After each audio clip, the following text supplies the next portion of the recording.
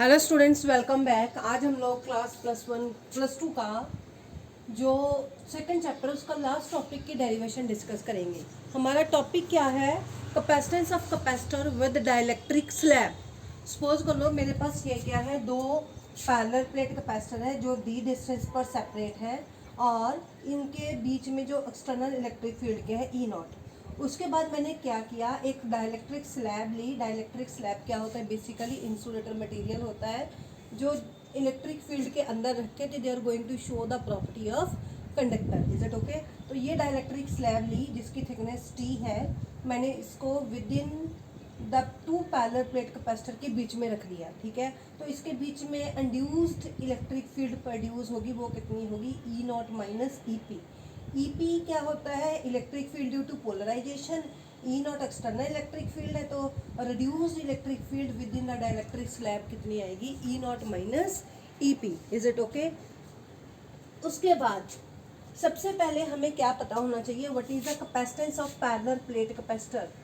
तो आप लोगों ने जब भी ये डेरिवेशन करनी है तो क्या लिखना है? Let us consider two parallel plate capacitor having thickness, दोनों कैसे सेपरेट है? डी डिस्टेंस पर। एक स्लैब ली जिसकी थिकनेस T है, वो between the to plate introduce कर दिया। ठीक है हम लोगों ने। एंड उसके बाद आप लिखोगे what is the capacitance between the two parallel plate capacitor. इसका फॉर्मूला होता है epsilon naught A by D। Is it okay? तो what is the electric field between the two plates? E0 का फॉर्मूला है हमारे पास sigma by epsilon naught. As we know sigma is a surface charge density, तो sigma का formula हमारे पास क्या होता है? Charge per unit area. तो आप यहाँ पर सिग्मा की वैल्यू पुट कर दो, Q by A epsilon not. This is the electric field within the two parallel plate capacitor. Is it okay? Now how much is the reduced electric field inside the dielectric? The reduced electric field E is equal to E0 external electric field minus EP induced electric field. Is it okay? तो ये हमारे पास E की value है। After that अब हम लोगों ने the total potential of capacitance with dielectric slab find करना है। क्या फाइंड करेंगे? Potential difference between capacitor with dielectric slab. तो आपके पास V क्या आएगा बेटा जी? V का फॉर्मूला कैसे आप फाइंड करोगे? आपने एक रिलेशन किया है इलेक्ट्रिक पोटेंशियल एंड E का, तो आपके पास फॉर्मूला है E is equal to V is equal to E by E is equal to V by D। ठीक है, और V का फॉर्मूला क्या आएगा? ED। तो आप लोगों को देखो कि हमारे पास दो पोटेंशियल डिफरेंस जनरेट हो रहे हैं, एक तो within the two plates और एक within the dielectric slab. तो within the dielectric slab हमारे पास कितना पोटेंशियल डिफरेंस है? पहले तो हम लोग लिखेंगे कि जो प्लेट है विद इन द जो प्लेट्स है रिमेनिंग स्पेस कितनी है? E0 इलेक्ट्रिक फील्ड है, स्पेस कितनी बच रही है? D minus D। Is it okay? Plus within the dielectric slab कितनी पोटेंशियल होगा? ET। I hope everyone understood.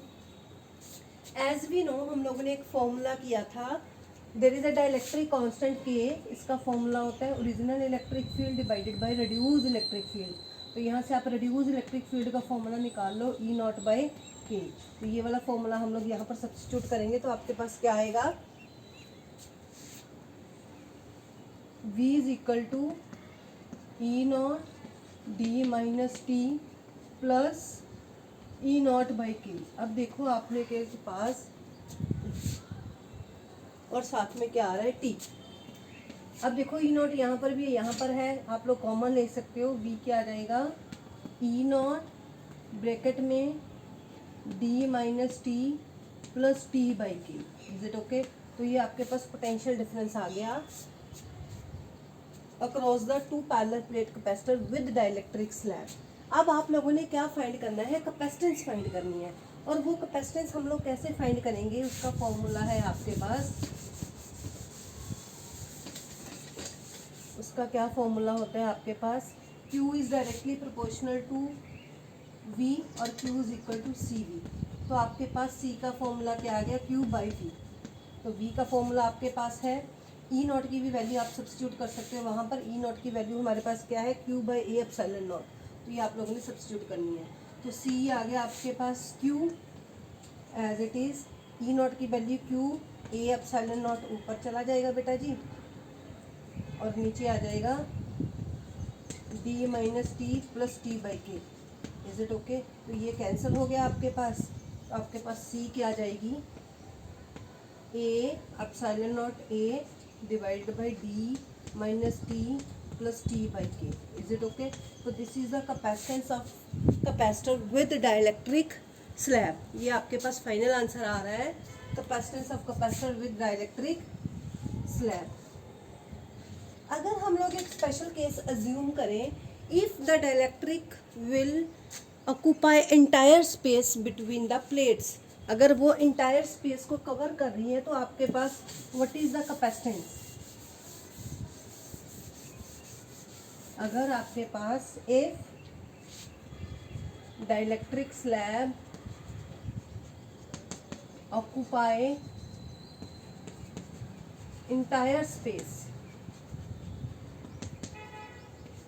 तो आपके पास क्या हो जाएगा, T is equal to d. जहाँ पर T है वहाँ पर D सब्स्टिट्यूट कर दो, ये तो दोनों कैंसिल हो जाएगा, T is equal to D, ये तो दोनों कैंसिल हो जाएगा।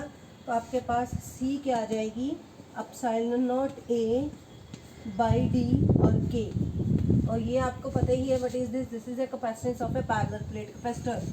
तो आपके पास C क्या आ जाएगा, K times C not. So this is the C naught is a capacitance of parallel plate capacitor. This is a special case. ये कब आएगा, जब आपकी स्लैब है वो सारी स्पेस कवर कर लेगी with in the 2 plates of capacitor. Is it okay? With this we have to complete this topic. कल हम लोग इसका एक आधा न्यूमेरिकल करेंगे, तो फिर 3rd चैप्टर स्टार्ट करेंगे। Thank you.